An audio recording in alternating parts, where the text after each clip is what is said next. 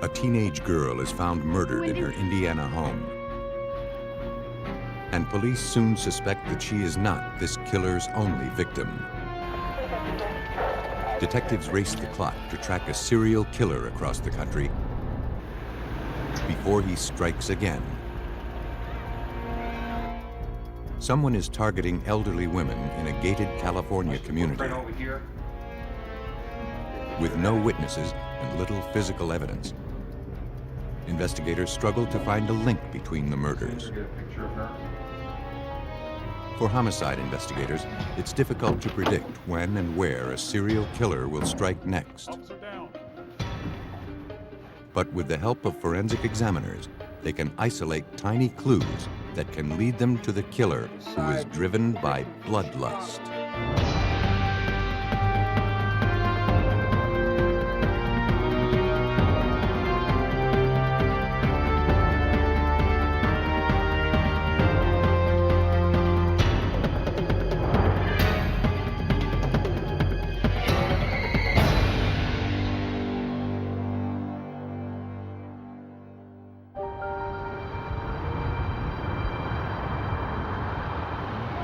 In this episode, some of the names have been changed.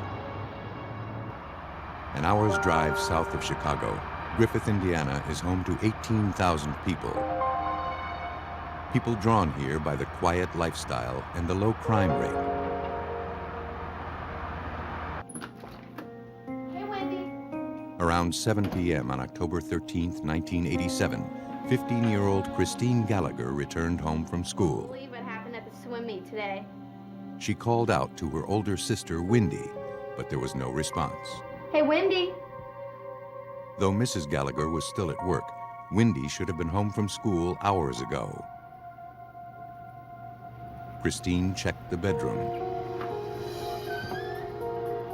Oh my God, Wendy. There, she found 16-year-old Wendy's lifeless body on the floor. Griffith police and crime scene units were immediately dispatched to the Gallagher apartment. The distraught teenager was taken to a squad car as police made their way into the residence.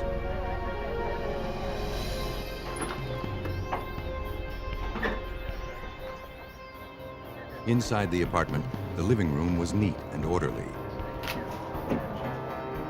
But in the bedroom, police discovered the gruesome scene.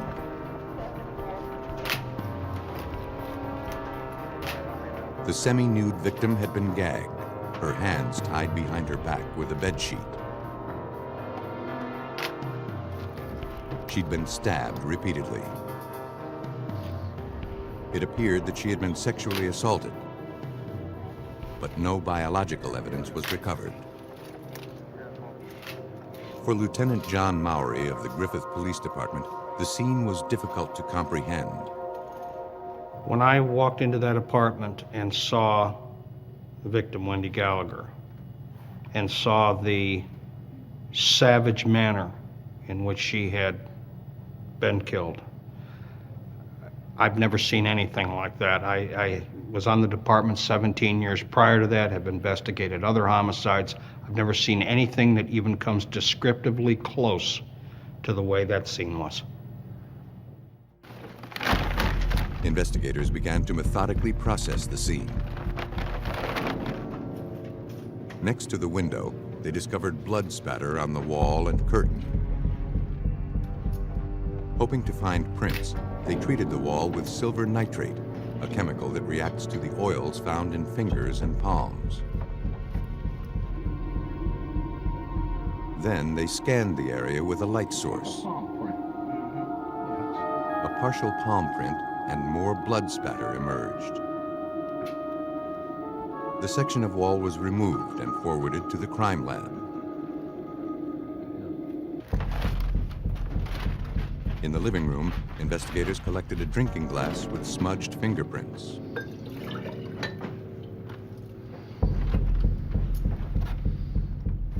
They also found a denim jacket hanging on the back of a chair. Searching the pockets, they found a driver's license. It belonged to a teenage boy with a local address. You want to check on that for us? On the kitchen counter, detectives recovered a woman's purse. There was no identification inside.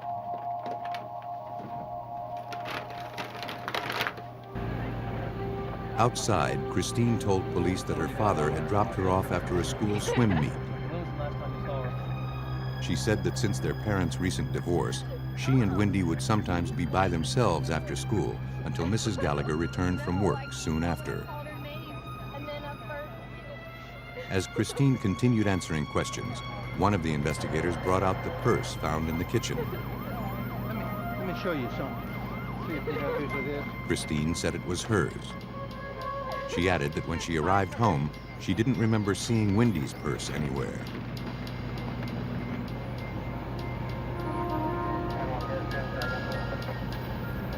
Then, Mrs. Gallagher returned from work and learned about the murder.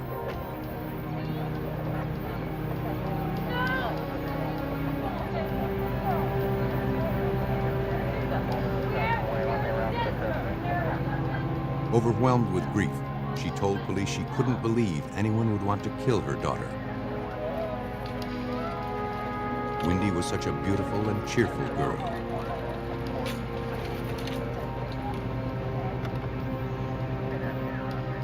When shown the ID from the denim jacket, the Gallaghers recognized the boy immediately. Okay.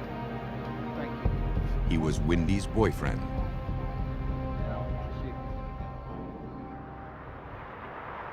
Looking for any clue to the killer's identity, examiners at the Lake County Crime Lab began to analyze the prints recovered from the Gallagher apartment. They started with the smudged drinking glass. When dusted with black powder, two distinct sets of fingerprints were revealed. Analysis of the arches, whorls, and loops that makes each print unique established that one set was Wendy's. But the second set of prints didn't match any of the Gallaghers. Next, examiners turned to the section of wall removed from Wendy's bedroom. To preserve the fragile drywall, they worked from photographs.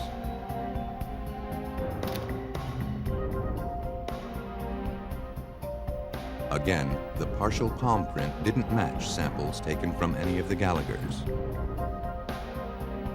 Its position on the drywall in relation to the blood found around the window led evidence technician Ronald Latch to conclude that whoever left it had been startled. He put one hand on the wall and looked out the curtain because you could see blood on the edge of the curtain and on the wall, and looking out to see if somebody was coming. Maybe he heard a voice or a car door slam. But the concern must have been short-lived. Crime scene analysis uncovered no signs of a forced entry or exit. It appeared that after committing this brutal murder, the killer calmly left the apartment, probably through the front door.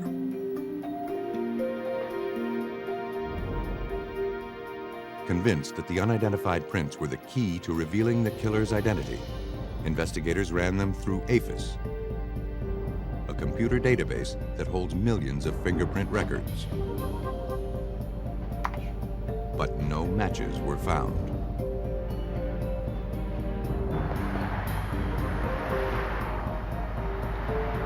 Detectives turned to Wendy's boyfriend for answers.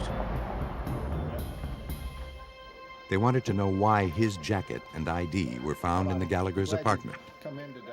ID card. In my coat pocket. The teenager explained that Wendy had been cold that day at school. He'd loaned her his jacket and she'd worn it home. At your girlfriend's house. He said he was home with his parents during the time of the murder. Walking home from school when she was cold, so I took it off and let her have it. He also told police he had no idea who could have hurt Wendy. Bonnie, you should have seen it. You gotta bring that over. She was very popular at school, where she was an honor student and a pom-pom girl. Okay, so Ryan. He said Wendy was a lot of fun to be with, and he couldn't believe she was gone. I was in the back of the class. I'm going to go get this folder over. Though he had a solid alibi, detectives fingerprinted him before letting him go. but analysis of his prints later confirmed his innocence.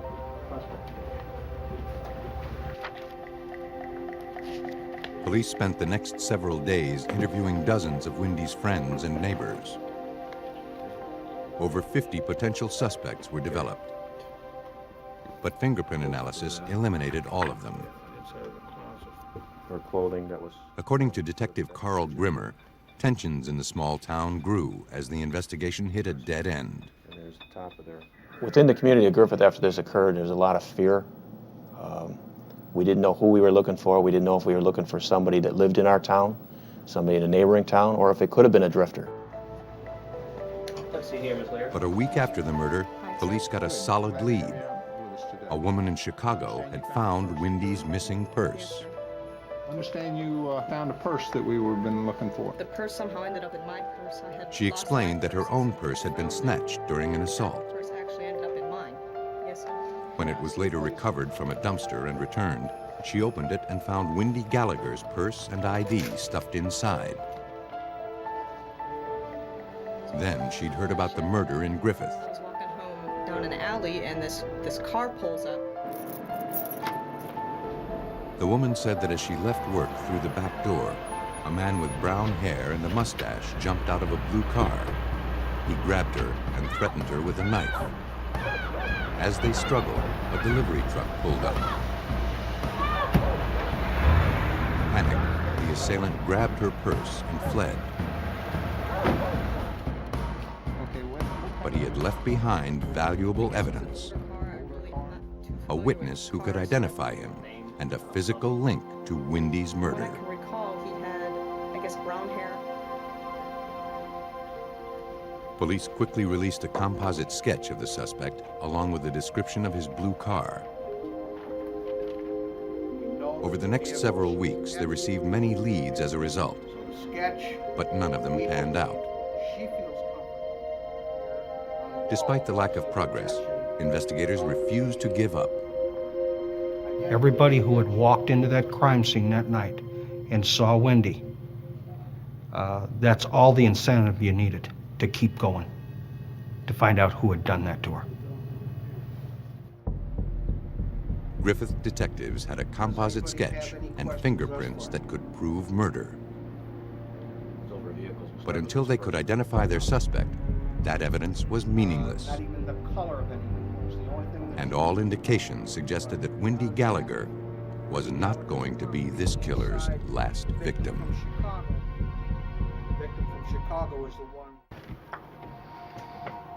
Several months had passed with little progress in the murder case of 16-year-old Wendy Gallagher. Though Griffith, Indiana police had a composite drawing of their suspect and prints recovered from the murder scene, his identity and his whereabouts remained unknown. Detective Grimmer. As they struggled to keep the case alive, an improbable lead was called in by police in Pasco County, Florida, located more than 1,100 miles away from Griffith, Indiana. That's correct. Yes, method of operation. While investigating the homicide of a 14-year-old girl there, Florida police believed that a resident had uncovered a connection to Wendy Gallagher's unsolved murder. Who's your lead detective on this case? That resident, Diane Collins, had just moved to Pasco County from Griffith, Indiana. As details of the Florida murder were made public, Diane immediately noticed similarities to the homicide in Griffith. The frighteningly familiar details compelled her to contact the police. I was very much struck by the fact that this was another young teenage girl who was murdered in her home after school hours, just as Wendy was in the community I had just left. Griffith police were skeptical that such a tenuous lead could impact their case, but they had little else to go on. They asked Pasco County investigators to forward the case files.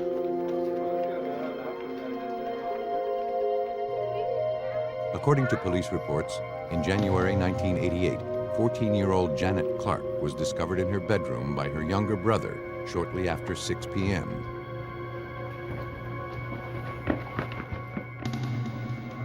He and Mr. Clark had just returned home from running an errand. Janet had been home from school just a few hours. When police arrived, they found Janet's partially clad body gagged and bound, her hands tied together with a bed sheet. She'd been viciously knifed and raped. No prints had been found at the scene. And while DNA evidence was recovered during autopsy, investigators had no suspect to link it to.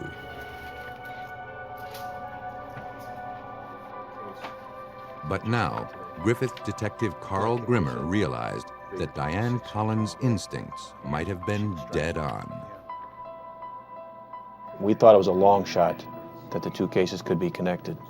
But when we sat and studied the photos, studied the crime scenes, we became stronger and stronger in our belief that they probably were connected. It's just, you had to see it to see the similarities. It's almost like there was a signature. Believing they were now searching for the same killer, the two departments began exchanging information. Pasco County, Florida police intensified their investigation. One of the Clark's neighbors recalled a man in the neighborhood around the time of Janet's murder. She had never seen him before. She described the man to a police sketch artist as being in his late 20s, with dark hair and a mustache. She believed that he was driving a late model red Corvette with Missouri license plates. Though the description of the vehicle was different, Griffith police couldn't ignore the striking similarities to their suspect. For Detective Mowry, there was little doubt that a serial killer was on the loose. Time definitely was our enemy. We knew from what we had seen thus far how savage this person was. So we were virtually racing against the clock. We wanted to apprehend him as quickly as we could to prevent him from hurting anybody else. But police knew that tracking a multi-state killer would be difficult. Until he struck again, all they could do was wait. And they feared this killer wouldn't make them wait very long. Two months later, police in Beaumont, Texas responded to reports of gunfire at a local motel. Responding officers burst into the room where the shots had been heard. There, they discovered one of their own, Officer Paul Halsey, unconscious, the victim of a gunshot wound. The fallen officer had notified dispatch just a few minutes before that he was checking on the driver of a stolen vehicle who had just entered one of the rooms. Officer Halsey was rushed to the hospital, but his injuries proved fatal. He died a short while later.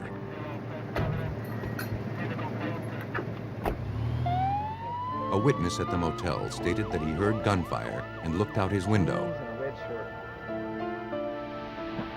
He saw a man with dark hair and a mustache speed away in a red Corvette.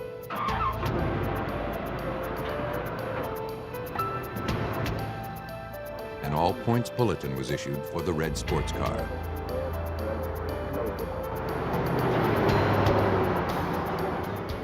And within a few minutes, dispatchers reported that the vehicle had been spotted.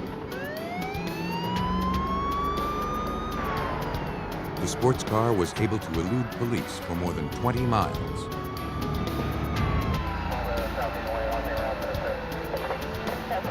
But the driver suddenly lost control and the car swerved off the road.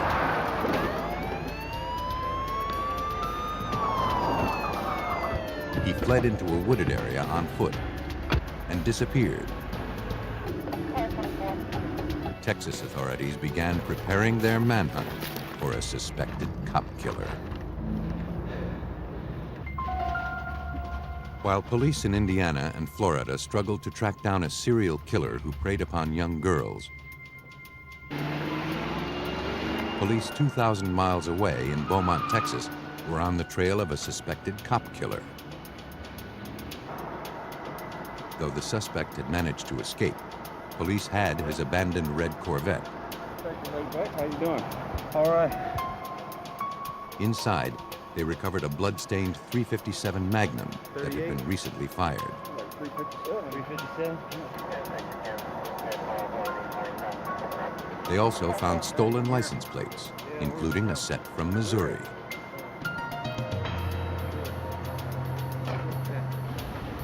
Now their focus was on finding the driver. Detective Ray Beck of the Beaumont Police Department organized the manhunt. The word was out. So we had officers coming in from everywhere, just volunteering their time, their effort. So manpower was unbelievable. Through witnesses, police learned that the suspect had jumped into a taxi and was headed toward Houston.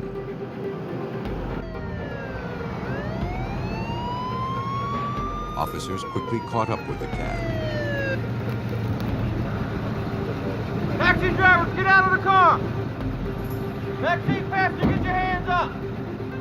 The man believed responsible for the murder of Officer Halsey was taken into custody. Keep your hands up, get out of the car. Keep your hands where I can see them. Turn around, over here on the trunk. The suspect, identified as 28-year-old Michael Lee Lockhart, was questioned at the Beaumont police station. He immediately confessed to shooting Officer Halsey, but offered no explanation. It seemed too easy.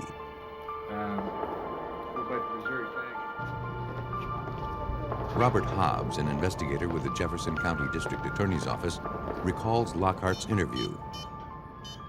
He was very calm, he was very collected. We knew right away that that this was not our typical criminal in Southeast Texas, and that we would have our work cut out for us.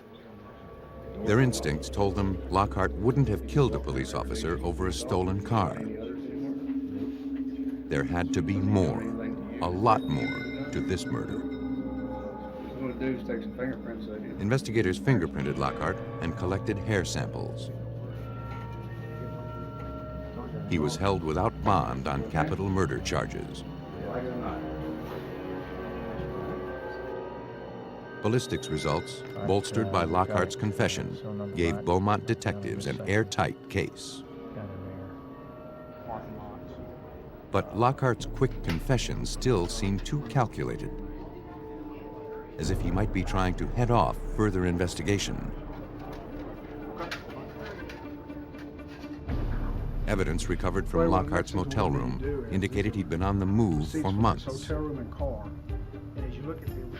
Police had recovered several hotel and restaurant receipts from throughout the Midwest. But what was he running from? Hoping to find out, Detective Ray Beck wrote an article profiling Lockhart and details of Officer Halsey's murder for a national law enforcement magazine. The tactic paid off. A detective working the Janet Clark murder in Pasco County, Florida, read the article on Lockhart and Officer Halsey's murder. He then called the Beaumont Police Department. Detective Beck quickly understood why. One of the missing links to their case was the fact that their red Corvette had Missouri license plates. And that was one of the pieces of evidence that we had here, was Missouri license plates that we found in the Corvette. Detective Beck next learned about the connection to Wendy Gallagher's murder. Investigators working that case in Griffith, Indiana, were immediately notified. They requested that Lockhart's prints be forwarded to the Lake County Crime Lab. Hoping they had the evidence they needed to prove murder, examiners went to work, comparing Lockhart's fingerprints to those recovered from the Wendy Gallagher crime scene. After scrutinizing and comparing both sets of prints, examiner Ronald Latch was certain that Wendy's killer had been found. The fingerprints we found at the scene put Michael Lee Lockhart in that apartment And the palm prints put them right next to the body of the victim, where there was blood and on the curtain in the wall. Nearly 8 months after Wendy Gallagher was found murdered in her home, investigators finally had the evidence they needed to charge Michael Lee Lockhart with her murder. I felt a great sense of relief because I knew that he couldn't commit any more crimes. And I also felt happy that we would be able to contribute and help bring some semblance of closure to the Gallagher family. On June 30th, 1988, DNA analysis confirmed that Lockhart had murdered and sexually assaulted Janet Clark in Florida. Working together, 3 police agencies had tied 3 seemingly unrelated murders to one predator.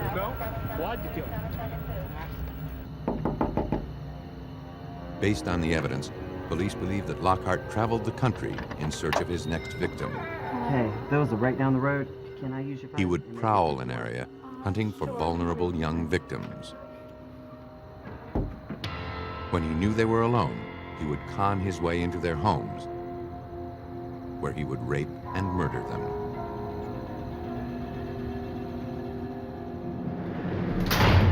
Michael Lee Lockhart stood trial for murder in all 3 states.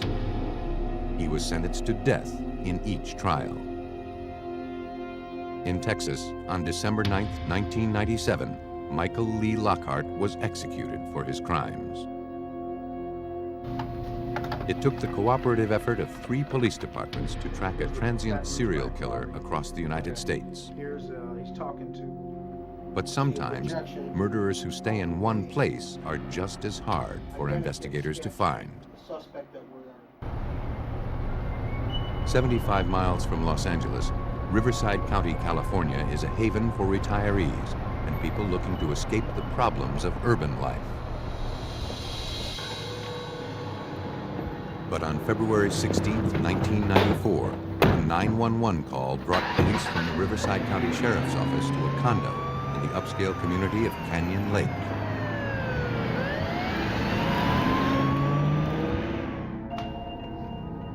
There, investigators found the body of 86-year-old Norma Davis slumped in an easy chair. A phone cord was wrapped around her throat, and knives protruded from her chest and neck. Investigators began searching the scene, looking for anything that could tell them who had murdered Norma Davis and why. Robbery appeared to be an unlikely motive. The victim still wore an expensive ring on her finger. As expensive as that ring is. A few desk drawers were open, but there were no signs of ransacking. Forensic technicians processed the body, looking for any stray hairs or fibers that the killer may have left behind.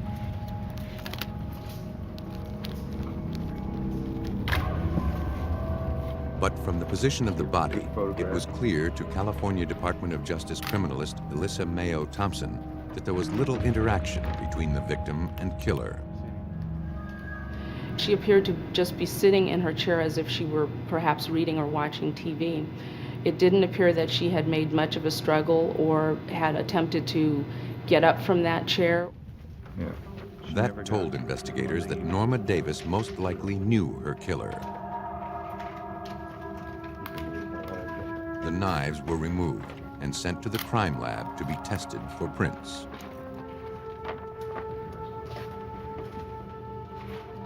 A search of the condo confirmed that robbery was not a motive. On the kitchen floor, investigators found Norma's purse, still containing credit cards and cash. Watch the footprint over here. In the hallway, investigators spotted a faint shoe print on the floor. To get a better look, the room was darkened. Closer examination revealed that it was a sneaker print left in dust. And recovering such fragile evidence would be tricky. But in a crime scene that yielded few clues to the killer's identity, the print could prove to be a vital piece of evidence. After thoroughly photographing the print, technicians carefully applied an adhesive gelatin to lift it.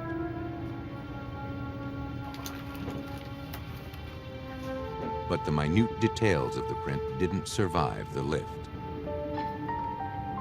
It would be up to examiners to determine if there was a sufficient sample to do future comparisons when and if a suspect emerged. Outside, detectives talked to Alice Williams, who had found the victim. She stated that she had come over to pick up Norma for their weekly hair appointment. She let herself in when Norma didn't respond to her calls. That's when she discovered the body. She couldn't understand how such a thing could have happened in Canyon Lake. It was a gated community with round-the-clock security. You have a mustache? Norma's ex-daughter-in-law, Mary Pierce, had also arrived at the scene. She too lived in Canyon Lake. She told investigators that she and Norma were very close.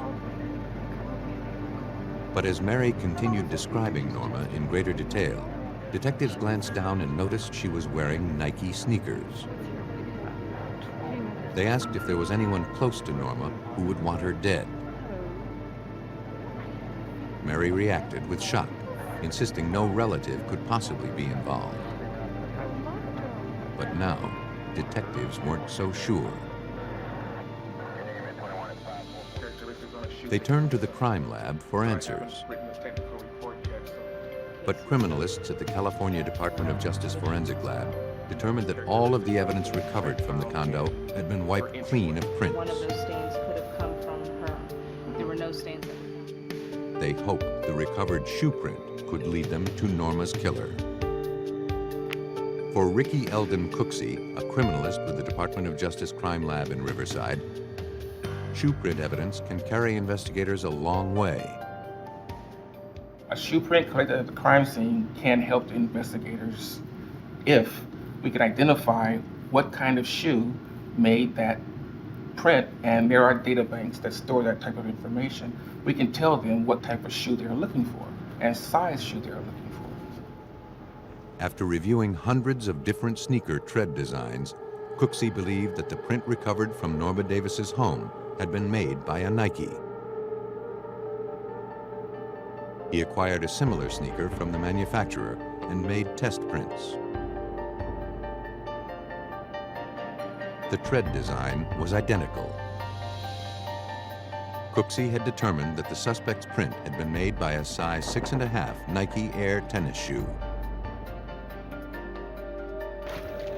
For detectives, the news was not that encouraging. Talk to you later. Okay. Tracking down a specific purchase of such a popular shoe would be next to impossible. Thank you. The only thing that homicide detective Joe Greco could infer from the analysis was that the suspect was a small male or possibly a woman. And he already had a potential suspect who fit that description. Goodbye.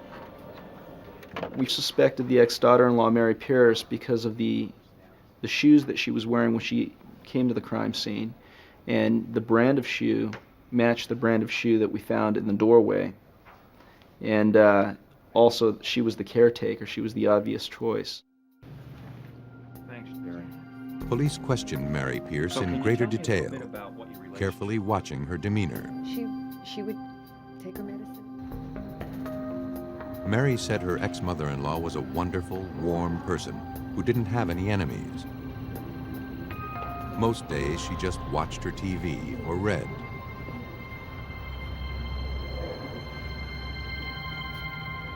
She was just a real After answering dozens of questions, it became clear to investigators that Mary was not involved in Norma's murder. Okay, I sure will. Her cooperation and her grief were sincere. Please call me. Okay, thank you. I sure will. I appreciate your time. Thank you. Detectives reviewed dozens of statements given by Norma's family, friends, and neighbors, but no one had any useful information. The case quickly threatened to go cold. With no suspects and no solid leads, it looked like Norma Davis's murder might never be solved. In Riverside, California, the investigation into the stabbing and strangulation death of 86-year-old Norma Davis, killed in her Canyon Lake home, had ground to a halt. Attention units, we have a possible homicide.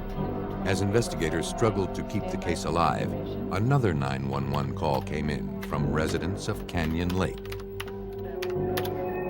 Another elderly woman had been found murdered in her home.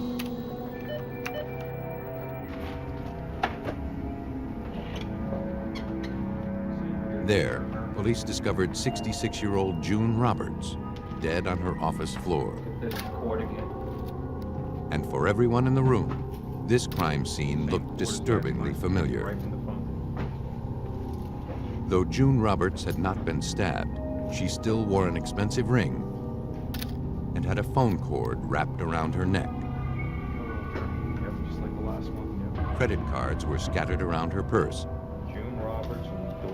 but nothing appeared to be missing.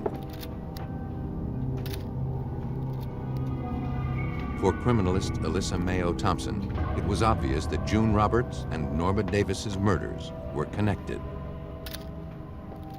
The type of crimes, both brutal homicides occurring within a few short days of between each other in this area, led us to think that these two crimes may be linked.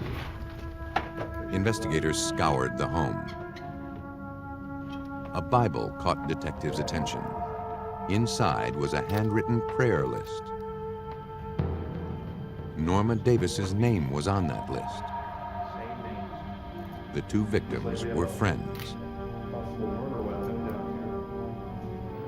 But for Detective Greco, how they were connected to the killer was unclear. He could be certain about one thing, however. A serial killer was targeting elderly women in Canyon Lake. This whole case is overwhelming in that it's not something that one in law enforcement comes across every day. It's a crime of serious violence, and it wasn't stopping. I mean, it was just the beginning. And so far, this killer had made few mistakes. But a week after June Roberts' death, that all seemed to change.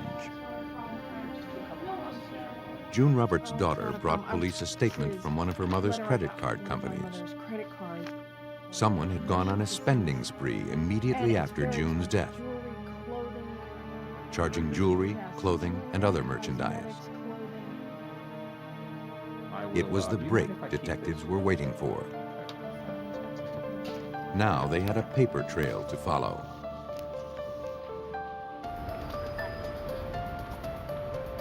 They started at a jewelry store, where the first purchase with the murdered victim's card had been made. The clerk vaguely recalled the transaction. She remembered that a blonde woman came into the store and purchased an expensive set of earrings. The woman charged the items and signed her name, June Roberts. The clerk couldn't provide enough detail for a composite sketch, but she gave investigators a Xerox copy of an identical pair of earrings. The blonde woman, whoever she was, had been linked to one of the victims.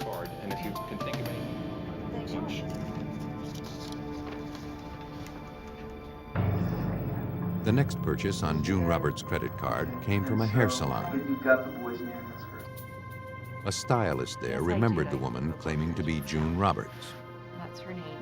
She said the woman was in her mid-30s with shoulder-length blonde hair, hazel eyes, and a medium build. She added that the woman had a young boy with her. According to her appointment book, his name was Jonathan Weaver. An artist was brought in to translate the stylist's description of the blonde woman into a composite sketch.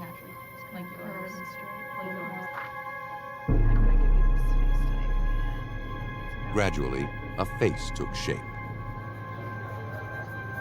Yes. What would you change about it? But police still didn't know how this woman fit into the murders, Because we want to keep moving around it. and they had no way to put a name to her face. Pursuing their only other lead, investigators began searching for the young boy, Jonathan Weaver, who had been at the hair salon with the blonde woman. It's very similar. They contacted area public schools and found a child with that name. They went to his address and waited. But when they spotted the boy and his mother arriving home, they realized the mother didn't resemble any of the descriptions. I just wanted to ask you a couple of questions. How you doing, Questioning confirmed that the boy had never been to that salon, Nope, not at all. and neither recognized the woman in the composite. No, I've never seen her. Despite the setback, investigators refused to give up. The locations of the murders and the credit card purchases were all within a 5-mile radius of each other. Investigators knew their killer had to be hiding right under their noses. She made more purchases there. Yeah, she made. Hoping to generate a lead, they decided to run a check of all violent crimes recently reported within that same area. Victim's name. The tactic turned up a possible clue. An elderly woman who owned an antique shop just blocks away from Canyon Lake had been recently assaulted. And this young woman came in with Dorinda Hawkins, still recovering in the hospital, had barely survived the attack. She told investigators that a blonde woman came into her antique shop to ask about framing. When she led the customer into the back to show her some samples, the woman suddenly attacked her from behind. Dorinda felt a rope tightening around her neck. she had a rope around my neck. She told detectives that she then began begging for her life. Called 911. You know, you can have whatever you want, take whatever you want. I have 8 children, let me live. And the suspect told her, I'm not doing this for the money. Dorinda had been left for dead, but she managed to regain consciousness. When she came to, her red-coiled key band that held the keys to the cash register was missing from her wrist, and money from the register was also gone. And she just kept choking. And I passed out. When shown the composite, she positively identified the blonde as her assailant. Yes. It does. It was now apparent to investigators that the suspect was not simply an accessory to the other crimes. She was the serial killer. And the rarest type of all, a woman. Investigators raced to put a name with the face on the composite sketch.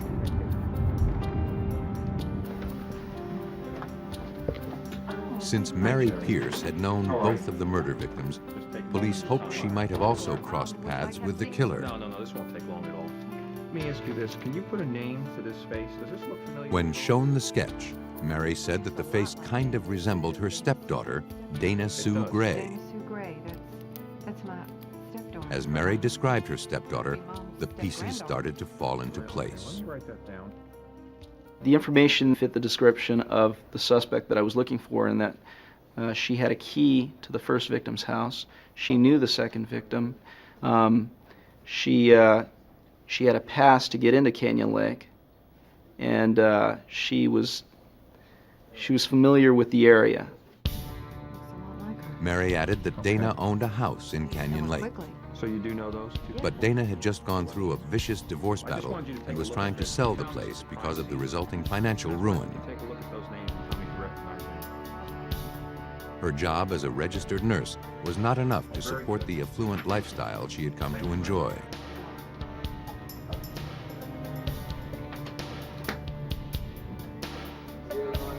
The positive identification of the sketch and the information provided by Mary Pierce led detectives to obtain a warrant to search Dana Sue Gray's property. But that would take time. And given the suspect's propensity for violence, they didn't want to give her a chance to kill again. Undercover officers immediately put her under surveillance. Riverside County investigators continued looking into Dana Sue Gray's background. They learned that she was currently dating a man who had a young child named Jonathan Weaver, the same name as the child who had been at the hair salon. No, I was out of town on business. But this Jonathan Weaver was enrolled in private school. Yeah, I'm not sure about You remember that one? Previously, detectives had only searched public school records. Later that afternoon, one of the officers picked up Dana's trail in nearby Sun City as she entered a bank. She's going in the bank right now. When she left a few minutes later, Dana was seen stuffing a large amount of cash into her purse. Okay, we're gonna go and search A few hours later, Riverside police had obtained their search warrant. Detective Greco briefed the team on the items of evidence they were looking for once they made their way inside the suspect's house.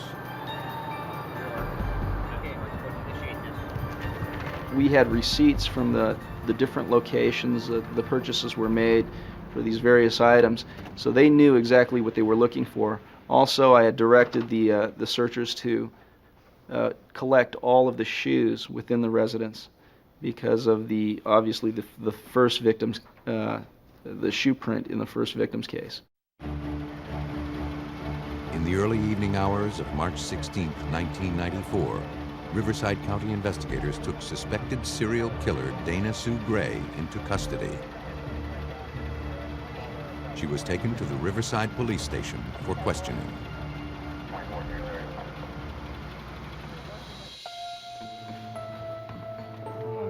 Inside the residence, investigators uncovered a wealth of evidence. They located a red-coiled key wristband, identical to the one stolen from Dorinda Hawkins at the antique shop. They also found merchandise similar to items purchased with June Roberts' credit cards.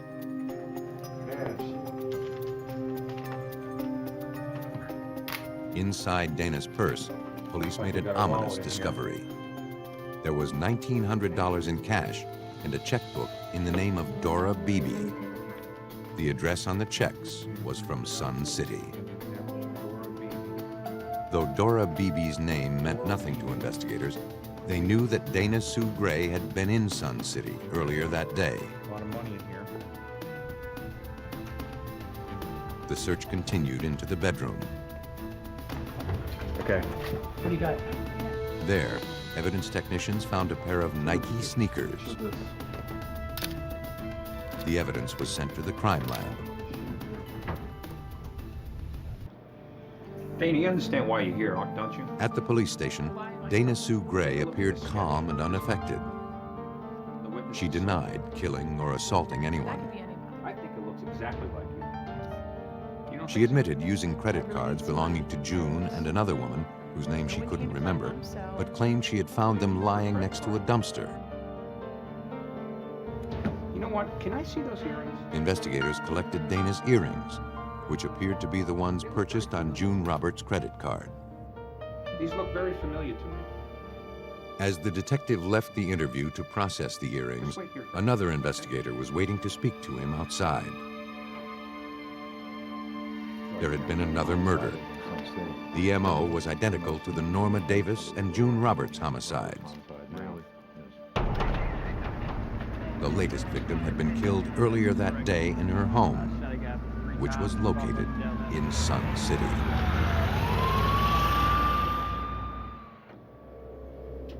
Riverside, California police believed that the suspect in the murders of Norma Davis and June Roberts was finally in their custody. As they questioned Dana Sue Gray about the murders, detectives were informed that Dora Beebe, an elderly resident in nearby Sun City, had been found murdered. That crime scene bore the same signature as the other homicides in Canyon Lake. Detectives realized they had found cash and a checkbook in the name of Dora Beebe while searching Dana's house. Is there anything else you maybe want to tell Dana Sue Gray had killed again, just a short while before the surveillance on her began. And you found June Roberts' credit cards in the dumpster, too. Now, They needed to be certain that she would never be free to kill again. At the crime lab, examiners analyzed the sneakers recovered from Dana Sue Gray's bedroom.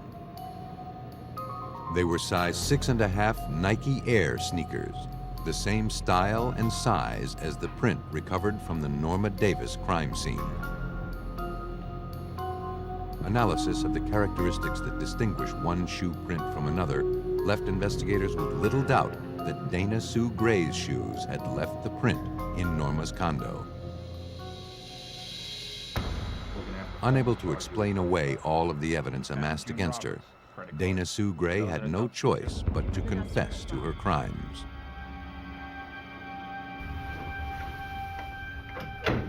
Riverside County investigators believe that Dana Sue Gray was driven over the edge by her financial misfortunes that resulted from her divorce. Angry and envious, she chose affluent victims, sometimes strangers, but mostly friends and relatives, as targets for murder.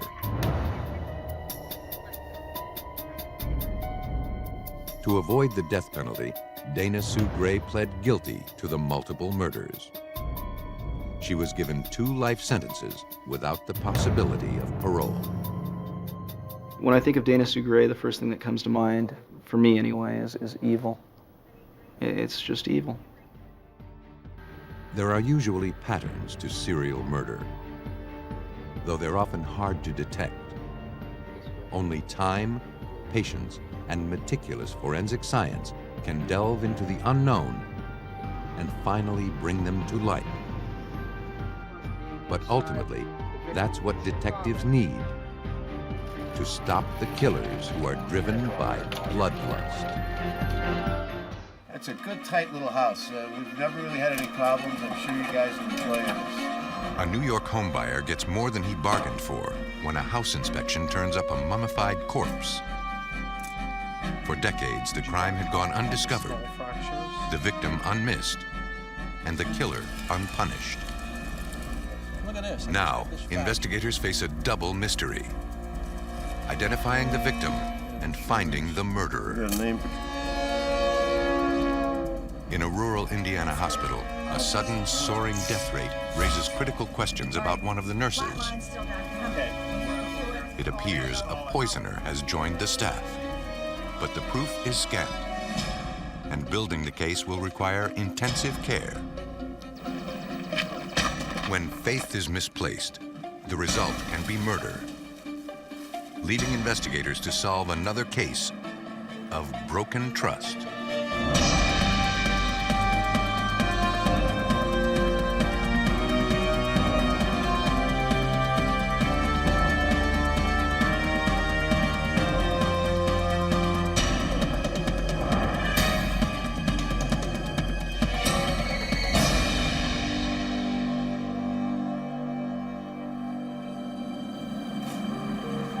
In this episode, some of the names have been changed. Nassau County, New York, on Long Island, is home to almost 1.5 million people. It's close enough to enjoy the benefits of New York City while maintaining a quiet suburban lifestyle. Yeah, you can see. No water damage. In the fall of 1999, a new resident made the final walkthrough of the house he was about to purchase. The solid, old structure had weathered more than 50 New York winters. Within its walls, a half-century of history had passed. Some stayed behind. Tucked in the crawl space, a 55-gallon drum sealed tight. According to the seller, it had always been there, too heavy to move. The homeowner assumed it was filled with construction debris. The buyer wanted it gone. I tried to move it a couple of times. It's a heavy sucker. That's gotta go. It can't stay there. Together, they managed to move it to the curb. But the trash collector refused to take it. Its weight exceeded the limit. Hoping to divide the load, the owner attempted to pry off the lid. Rust had made it almost impossible.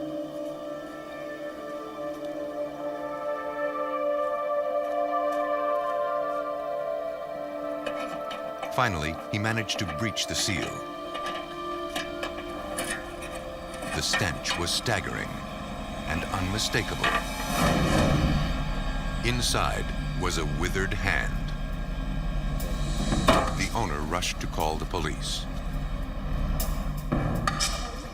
Mass Police Emergency Operative 475. He'd only caught a glimpse, but that was all he needed. Detectives Brian Parpan and Robert Edwards arrived, along with crime techs. The owner described the situation. Detective Parpan took it from there. The first impression was an overwhelming odor when we opened the barrel. Inside the barrel, we could see a hand that certainly appeared to be human. The barrel itself and the information that we had initially at the scene, we thought we were looking at something probably about 18 to 20 years old. Before the barrel was moved, Detective Parpan ordered it thoroughly photographed, inside and out. Detective Robert Edwards devised his strategy. We closed the barrel up at that time and decided that we were going to take the whole package to the medical examiner's office, where we could do a very in-depth investigation. You know, this is a little unusual. You come to somebody's house, a new owner is coming in to take over, and he looks in a crawl space and he finds a 55-gallon drum. We eventually find out that there's a body in it. Now we want to make sure there's nothing buried in the area around the house before we give it up. When they could find no evidence of any other bodies around the house, the investigation shifted to the medical examiner's office. We can put the others. Investigators processed the contents of the barrel.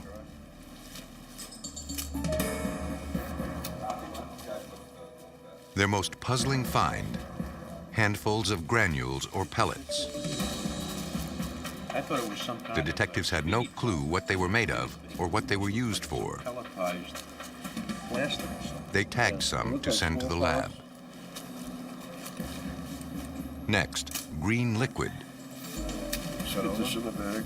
Again, its chemical composition and relevance remained a mystery. At least for now.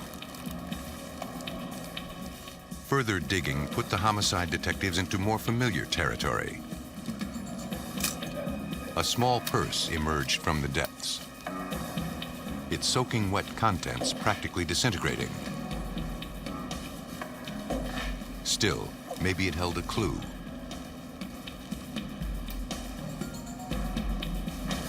Can you get at it? Yes. And then, the victim. Mummified in the airless, waterlogged tomb. Hiding a secret for so many years. The body concealed more peculiar objects underneath. We'll save them in there. The single stem of a plastic flower. I'm not sure what this is. Plastic.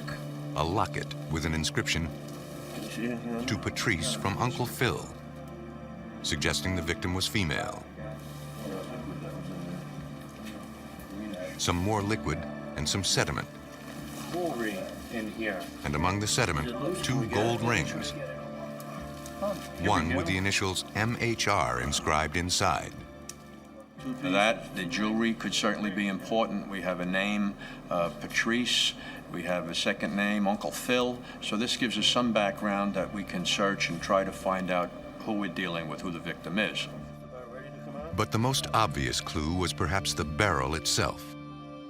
Look at this. There's got some kind of identification on the bottom of it. We didn't see it before because it hasn't been over. Chuck, you want to get a photograph of that? Okay. Upended, it revealed letters stenciled and embossed into it, and the fragment of a sticker or logo suggested it once served a more legitimate purpose. The authorities would follow up on it, but first, the victim had to be freed. Removing the remains from the barrel, it was quite laborious. It took quite a long time. It was done very, very slowly. The material that was in the barrel, eventually we learned was to weight it down, was removed ladle by ladle. It was separated. It was put aside for our lab to be tested. And then actually removing the body was done very, very carefully so as not to cause any additional damage. The remains were sent to the medical lab. Let's see what we got here. Detective Parpan and his team turned their attention to an address book pulled from the victim's purse. Oh, this is completely saturated. Sarge, can you get a picture of that, please? The liquid had reduced the pages to little more than pulp. Let me flip it for you. As a clue, it didn't look promising. Try not to tear it. But a business card tucked inside the handbag showed a little more potential.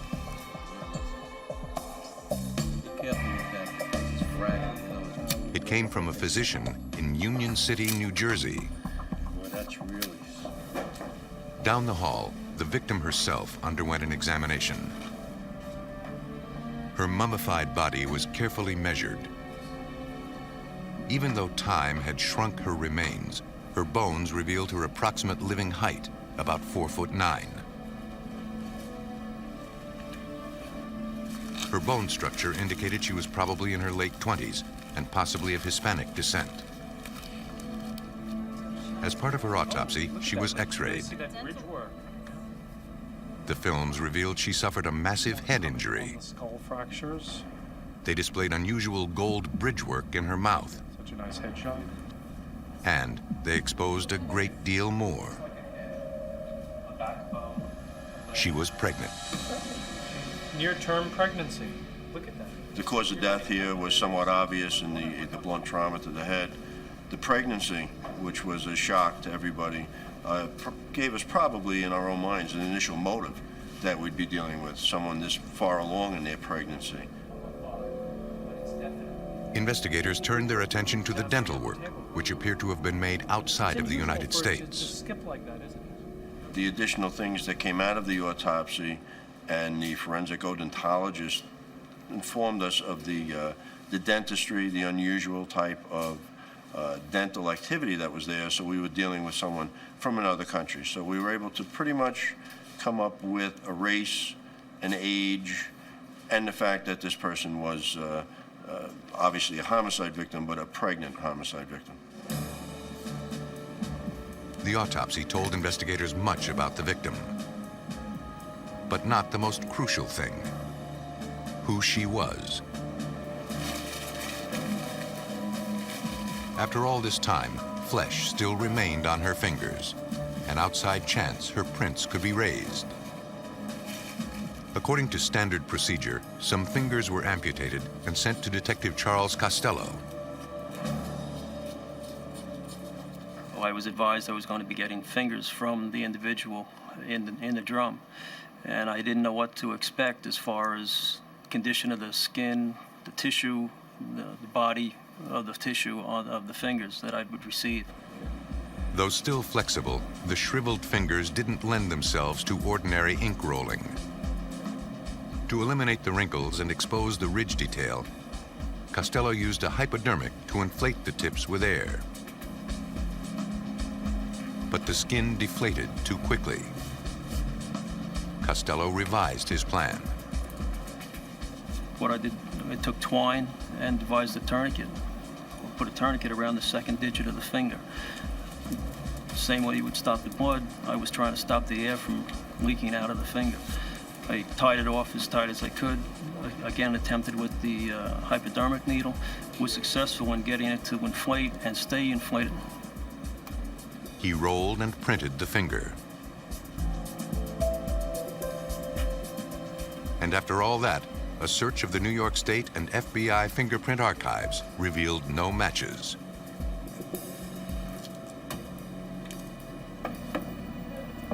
It's been said that you can tell a person by the company she keeps, and that is what investigators were counting on. The victim's address book, saturated and almost useless, provided the last desperate chance to find her identity. Most pages were stuck together, too fragile to move, too faded to read. Forensic document examiner Joan Fertner began to gently pry the loose pages apart. The process could not be rushed. As each page dried, Furtner separated it and returned the address book to the drying chamber. What I had to do was take the evidence and I had to put it into a forensic drying cabinet, which helps to draw out the moisture, and that helps the paper fibers in the paper to become stronger so I can manipulate the pages better. Detectives already had one address to follow up, from the physician's business card in the victim's purse. Union City. No good. Non-working number. The number had been disconnected. Let's check the book. Book on Jersey? Got the Jersey book right here. Must have known we needed. It's right on top. A New Jersey phone book provided a physician of the same name at a different address. Detectives were dispatched. Yes, we'd like to talk about... They learned the doctor had long since passed away. Do you mind coming with me? I can maybe answer your questions on...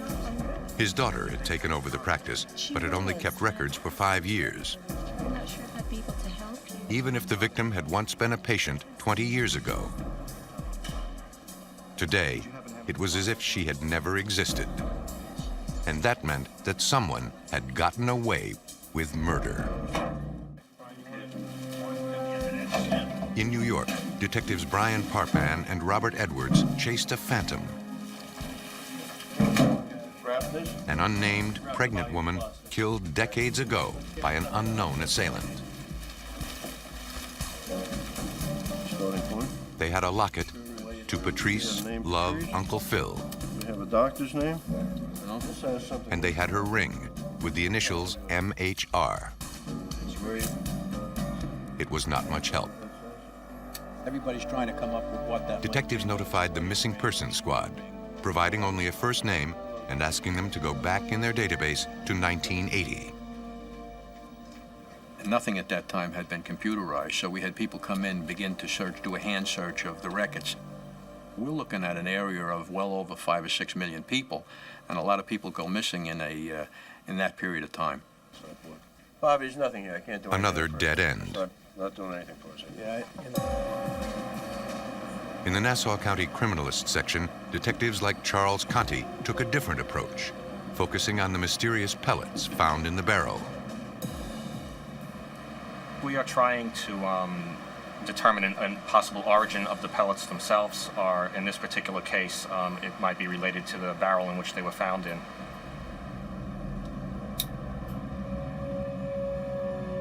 The pellets burned, giving off the unmistakable smell of plastic.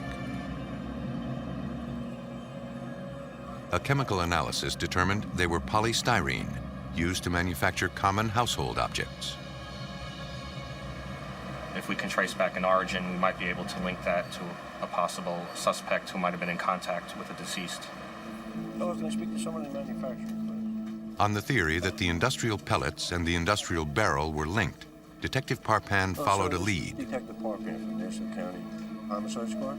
He was happy to find out they were still doing business. And we were able to contact them. By telling them the stenciling and the numbers that we had on the barrel, they were able to inform us that that particular barrel was manufactured in March of 1963. And that barrel, because it had a sticker on it, would have been sent to a chemical company. That company closed in 1970, but was acquired by another one. The detectives traced the lead to the new company. The quality assurance manager checked the lot number. What's in these barrels? He determined the barrel carried a green liquid dye that stopped being manufactured in 1970. The same green liquid that immersed the victim. What are we doing, Finally, Brian?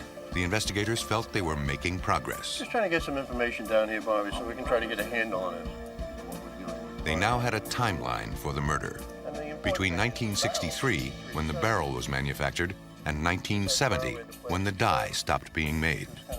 Present to back. Present to back. But the building permits indicated the crawl space wasn't dug until the 1980s. So the murder had to have occurred after that date. 290. Investigators wanted to talk to the homeowners who built the addition. 72. because of where it was found, it's found under a house. So we're looking at something that we feel is a short list of suspects. Our initial thoughts was, who built this extension? You don't expect someone in a house to leave something like this there. You would expect someone who had a chance to be there undetected might put it there. We knew it was going to present a problem. And these people. Yeah, get you something to drink. According to records from City Hall, the extension was built in 1984, creating the crawl space where the barrel was found. Investigators paid a call on the owners of the house at that time. 1972. They'd purchased it in 1971. The extension was already there. It was completed, yeah. But they had surprising news. They informed us that the extension was already there, and that it wasn't until they sold the house that a certificate of occupancy was actually signed and filed. The family you purchased it from. The crawl space existed years before there was any official record of it, muddying the trail, but not for long. Flower business, plastic flowers? Plastic flowers? Yeah, yeah. They also informed us that the people that they purchased the house from, that he was an owner of a plastic flower company. As the detectives inched closer to the possible identity of the killer, forensic document examiner Joan Fertner shed light on the victim. Some of the pages from the address book had dried enough to read. But after decades bathed in liquid dye and body fluids, most entries were no longer legible. Fertner used an alternate light source to decipher the faded writing. The video spectrocomparator is an instrument that's hooked up to a computer monitor, and there are a series of cameras and filters and light sources that allow you to see from the ultraviolet to the infrared range of the spectrum. And it allows you to see outside of the range that the eyes normally can see. Among the first things the apparatus revealed were the name, address, and resident alien number of the book's owner, the female victim. I knew we had hit pay dirt and that this was something significant. The investigators knew it too. Parpan and Edwards received the immigration records and a photo of the victim, Angelica Marroquin. Born in El Salvador in 1941, immigrated to the U.S. in 1966, and dead before the decade was out. She came to the U.S. to work as a nanny, then began working at a plastic flower company. Based on the work that we did in the city to get information on Melrose Flower, we were able to identify who the owners of Melrose Flower were. I'll be glad to hang on. The company had two owners. One of them, Howard Elkins, also owned the house at the time the addition and crawl space were constructed. We had spoken with all the other owners in the house. Mr. Elkins was the only one who was out of state. Howard Elkins, the homeowner when the crawl space was dug, had become the prime suspect in the murder of Angelica Marroquin. We're going to check this whole area. But the gap between suspicion and final justice can loom large. And investigators still had miles to go. Investigators had given a name and a face to an anonymous murder victim. Now they followed the trail of her killer. Before confronting their prime suspect, Howard Elkins, New York detectives Brian Parpan and Robert Edwards traveled to Florida to speak with his former business partner. He recognized photos of the barrel and said the company used to receive dye in them. Matter of fact, and it contains Then, dye. Detective Parpan asked him about Howard Elkins. Now, that in itself was not unusual. He was aware that Mr. Elkins had had an affair while he was working at Melrose Plastic and Flower Company. He had no information on it, but he knew that he had an affair, and he also knew that Mr. Elkins' wife and father-in-law had found out about it. The affair was with one of the employees, a petite Hispanic woman with long dark hair and gold bridge work. She was gone. What do you mean gone? He didn't know much about her. She never just showed up for work. One day, she stopped coming to work. Well, ladies that come for work from... He recalled that a short time after the woman stopped coming to work, he took a phone message for Howard Elkins. My former partner, so... It was a landlord in Hoboken, New Jersey. He wanted to know if Mr. Elkins wanted to keep the apartment. The woman no longer lived there. The partner gave the message to Elkins, and the next day saw him come to work with his car filled with boxes and a television set. The detectives were now absolutely convinced Elkins was their man. The description that the business partner gives of this particular person, even though we're dealing with a mummified body, is exactly what we're looking at when we remove the body from the barrel. Have a seat. Armed with the information, but revealing none of it, the investigator spoke with Howard Elkins himself. Did you ever have an affair? Were you with anybody? He invited us in, and it was almost like a game. He knew we knew. We knew he knew we knew. He was trying to find out information from us, and we were trying to find out information from him. But he gave up nothing.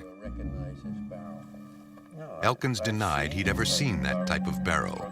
Jobs, workers, and I'm sorry, I know nothing about those. Mr. Elkins, you're going to tell us you've never seen a barrel like that before. He remained poised and indifferent.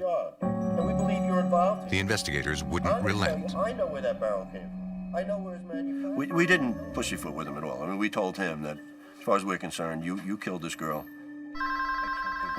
Excuse me, gentlemen, I'm on a call. Hello? His wife phoned. I can't talk now. We'll talk about it. Elkins spoke with her for a few moments, then asked the detectives to leave. Gentlemen, I'm sorry. I really have nothing else to say. I can't talk anymore. I'd appreciate it if you'd leave right now. They asked him to provide a DNA sample, I have nothing to say. but he declined. I'll tell you what, we're going to leave. We're going to leave because you asked us to, but we're coming back.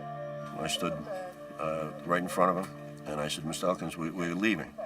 I want you to know something. We're going to get a court order, and I'm going to get a court order for your blood. I'm going to match your blood up to the dead baby and that dead woman. And we're going to come back, we're going to put you in jail for the rest of your life. You understand that, Mr. Elkins? You have a good day now, and we'll be back. But that was the last time Detective Parpan saw Howard Elkins. The next day, we attempted to get the warrants, and they were slow coming. That evening, we were notified, we were called to see if we had him in our custody. Apparently, his wife was looking for him. He turned up the next day. His dark secret, kept hidden for 30 years, had finally destroyed him. The investigation continued. The medical examiner extracted a blood sample. The DNA was compared to the unborn child Angelica Marroquin carried. The baby was his. Work on the address book continued. Names and phone numbers were revealed.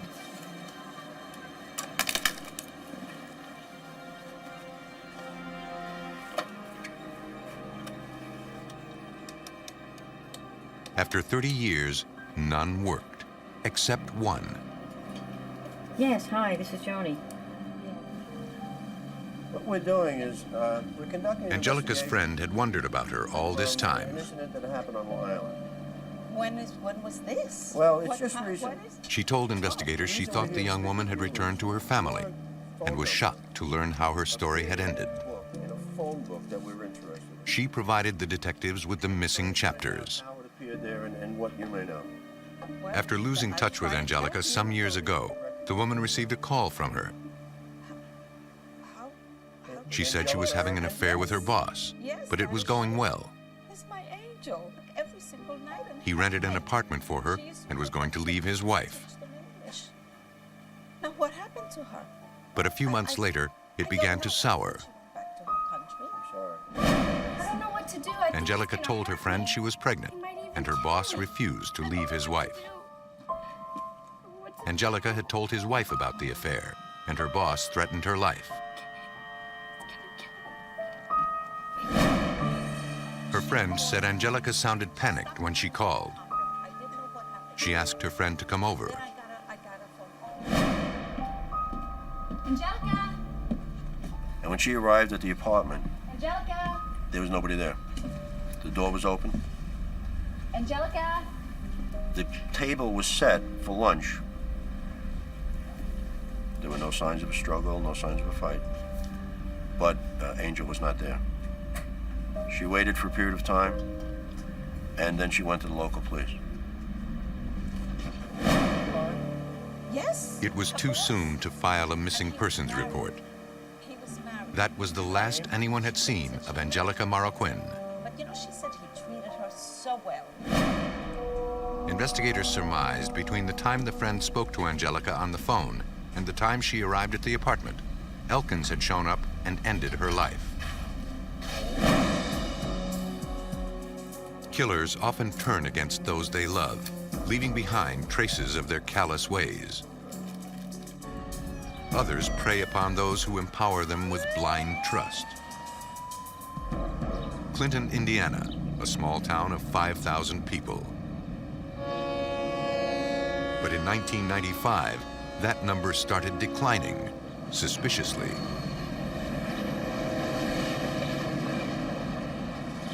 The local hospital served the health needs of the residents of Clinton.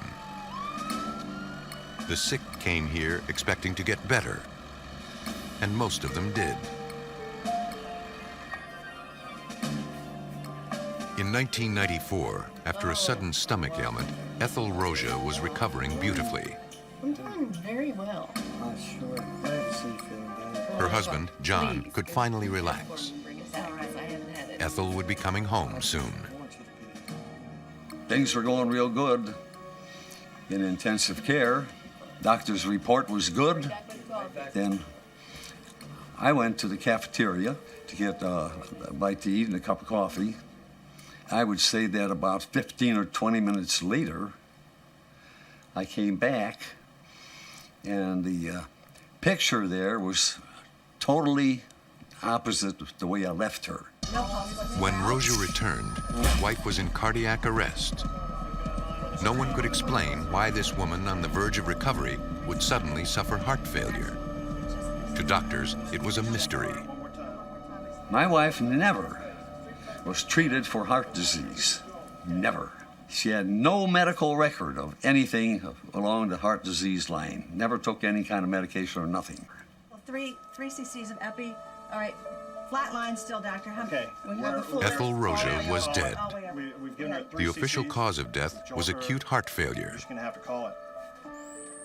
Ethel Roja wasn't the only one. Over the next year, the number of deaths at the county hospital's ICU continued to rise dramatically.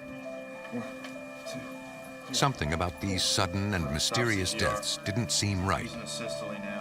The nursing staff grew suspicious. Let's call it 137. Hoping to find some explanation for the sudden rise in deaths, the supervising nurse reviewed her staff logbooks over the course of the previous years.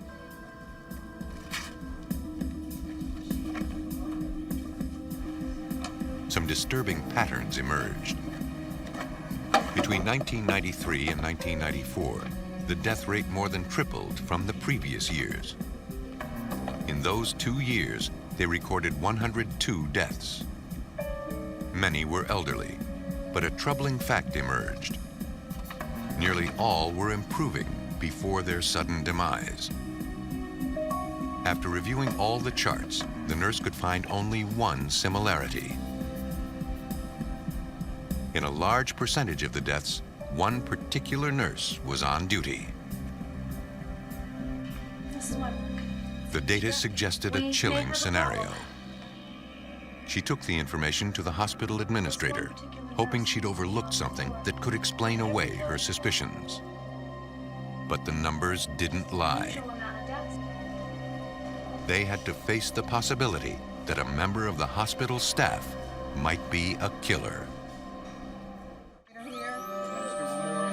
Patients at a small Indiana hospital were dying at an alarming rate. and it looked like their deaths were no accident. Just check the heart one more time. The awful realization climbed up the chain of command at the county hospital. They called Indiana State Police investigator Frank Turchi. Detective Turchi. In March of 1995, I was contacted by the chief of police in Clinton, who had been contacted by the hospital attorney.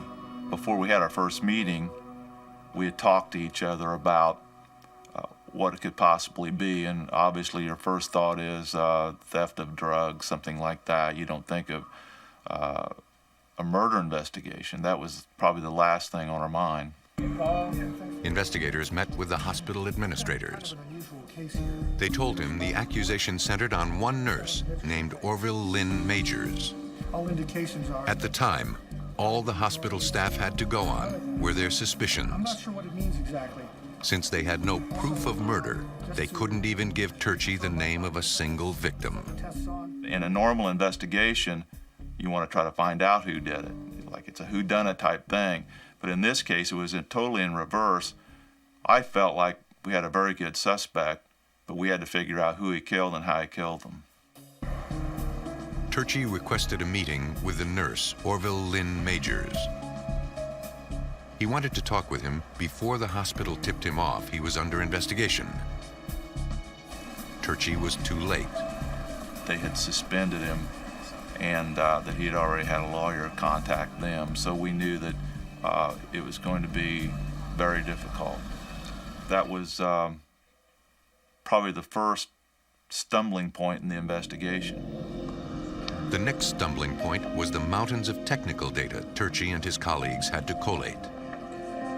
If hospital patients were being murdered, then the proof was buried somewhere in this mountain of records.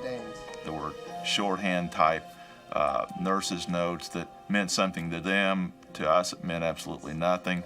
So we had to be totally educated on medical terminology and deciphering medical records. At this crucial preliminary phase of the investigation, every detail mattered, whether it pertained to Orville Lynn Majors or not. He was either going to be a suspect or he wasn't. But at the beginning, he looked like a pretty good suspect. But we wanted to be very open-minded with that, and I wanted to. It was very important to me that we eliminate any possibility other than him. Word of the investigation leaked to the media. Turchi feared the publicity would hurt the investigation. But the angel of death stories offered a mixed blessing. It made people aware that something had happened, possibly, and these people began contacting all their local law enforcement agencies saying, you know, when my wife or mother or husband, grandmother, whoever it was, died in that intensive care unit, we saw something that at the time we thought looked odd, maybe suspicious, but the last thing you think of is that nurse caring for your family member is killing them. Okay, so we talked a little bit on the phone. Turchi followed up on the messages he received from people who had lost loved ones at the hospital. A woman recalled Nurse Orville Majors injecting something into her mother's IV immediately before she died. Before it was her medication. The woman's death fit the pattern. The patient's health was improving up until the point she suffered cardiac arrest. He started to leave the room. Over and over again, investigators kept hearing similar stories of mysterious injections with fatal results. That's what got the case off and running, full speed, and at that point in time, we knew as investigators we had a real serious problem going on, and most likely a homicide investigation. The case seemed to be growing larger each day. Turchi developed a database to organize the massive amount of information he collected. To prove Orville Majors was killing people, he first had to prove the alleged victims had died unnatural deaths. For the investigation to succeed, he had to determine the most likely victims of foul play. To help decipher the medical records, Turchi assembled a team of specialists, including Dr. Michael Ollinger, an expert in emergency medical care. He compared the suspicious deaths against the records of patients who died under less questionable circumstances. The suspicious deaths stood out. In each case, death suddenly struck a recovering patient. We were, in fact, becoming medical detectives. We were looking at these cases, trying to determine, was this a unnatural or unexpected type of an event? Investigators continued their fact-finding. They sought to gather all they could about Orville Majors and any other potential suspects. So we interviewed nurses, doctors, healthcare people from every facet of the hospital, nutritionists, janitorial people, anyone that could have gotten in that intensive care unit, and either look at them as possible suspects or totally eliminate them. But it always came back to Majors. One nurse reported seeing him inject a patient who died almost instantly. Dr. Ollinger instructed the investigators to chart the deaths based on their level of suspicion. They needed to link Majors to each death. Turchi took the most suspicious cases to Special Deputy Prosecutor Greg Carter. Carter remained unconvinced. I know there are a lot of variables at work there, and that in order to charge and convict someone of a criminal act, you have to prove them guilty beyond a reasonable doubt. So the associations or patterns in and of themselves didn't really cause me to leap to any conclusions. That's a real problem. In this hospital, had virtually no record keeping. In order to bring criminal charges against Orville Lynn Majors, the prosecutor required some forensic proof of poisoning. We knew that if we could find a toxin in the autopsy, that would be a very huge step in coming up with a smoking gun, but that in itself wouldn't necessarily be the smoking gun. We knew that we had to somehow link that toxin to our suspect. What do you know? Do you know anything else? Do you know any First things first. Turchi had to find the toxin, and that meant exhumation. Turchi began the delicate job of asking survivors for permission to dig up their loved ones for autopsy. I should say that we're going to have to exhume her body and do an autopsy. If the evidence existed, it was buried with the victims. We will stay in contact. It was a very difficult time for them, obviously, and for us also. I think that the families that the investigators dealt with knew that they were doing the very best they could to try to solve this case and find out why their family member died. Finally, the autopsies commenced. The medical examiner looked for a variety of toxins and found absolutely nothing. When they did the first 2 or 3 autopsies and they never came up with an obvious cause of death or a toxin, we were disappointed. Then it became apparent to us that it was unusual in the fact that they were finding no obvious cause of death. It was a new way to think about the case. The fact that nothing suspicious was found provided grounds for suspicion. In fact, it could be their biggest clue so far. Dr. Ollinger examined the EKG readings from the deceased patients to find a common pattern. The pattern that we recognized was many of these patients that died, they would die from a sudden loss of heart activity. Their heart would be beating fine, and all of a sudden, over a matter of less than a minute, they would get a widening of their heart rhythm and then just flatline. Dr. Ollinger reasoned whatever substance caused patients to die like that must also occur naturally in the body. That is why it wouldn't stand out in the autopsy. It would let the killer pass unnoticed. It would be the perfect poison. In Indiana, hospital patients were dying mysteriously. Investigators suspected poison. The medical investigators researched toxins that would kill quickly and leave no trace. Dr. Michael Ollinger knew of a compound that would work like that: potassium chloride. Potassium chloride could kill a healthy person, and so it wasn't unexpected that if potassium chloride was given to these patients, it would result in the types of deaths that we were seeing, which was a sudden loss of electrical activity of the heart. To test his theory and build the case, Ollinger suggested investigator Turchi bring a toxicologist and a heart specialist aboard. He brought in medical toxicologist Dr. Brent Furby to lend his expertise. Because potassium is present in healthy bodies, if it's used as a poison, it would be difficult to prove. When people die, within a few hours, usually their potassium goes up considerably. It may even triple.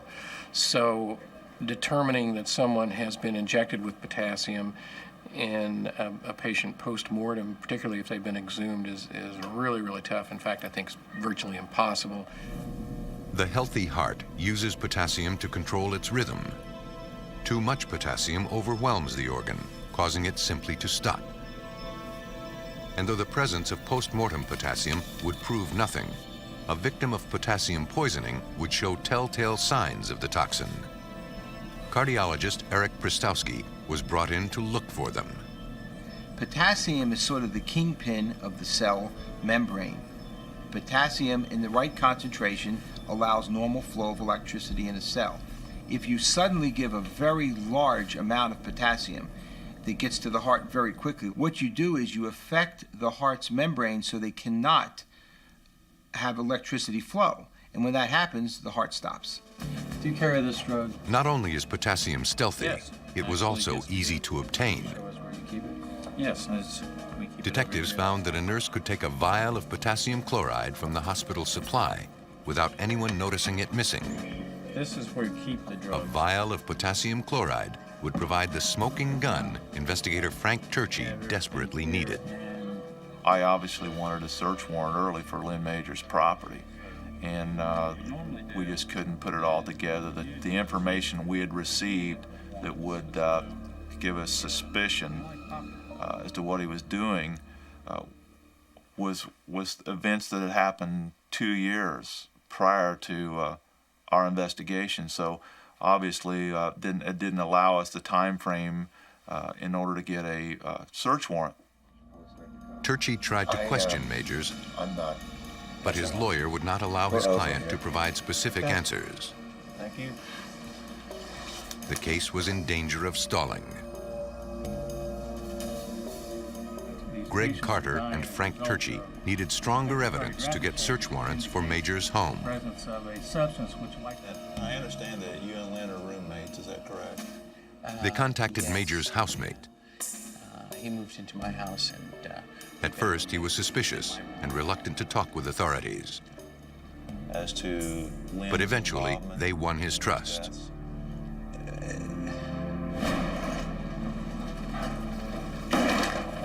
He owned the house that he and Majors lived in. He told investigators that one day, as he was straightening up the garage, he came across some vials of potassium chloride. Here, at last, was the elusive smoking gun. be willing to sign that. The housemate gave police permission to search his home. This is one that we've prepared. More vials were found on the premises. One thing led to another, and the discovery enabled investigators to get a warrant to search Major's van.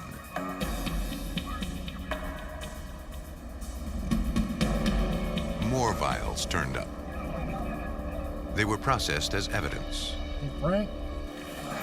Now that they had linked Majors to potassium chloride, they had to rule out any other possible causes of death.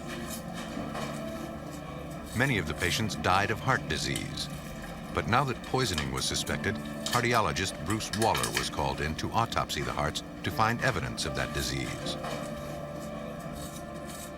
I would look for blockages in the arteries, look to see if there has been heart attack, and examine the remaining valves and other aspects of the heart. If the heart were completely normal, then we would be suspicious of some other toxin as the cause of death. The hearts were healthy. The suspicions were confirmed.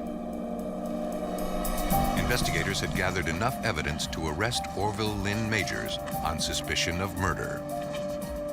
The evidence concluded that Lynn Majors was taking a patient in the intensive care unit, developing the opportunity for him to be alone with that patient, injecting the potassium chloride into the patient, causing their death, and doing it to make it look medically like this person took a turn for the worse and died.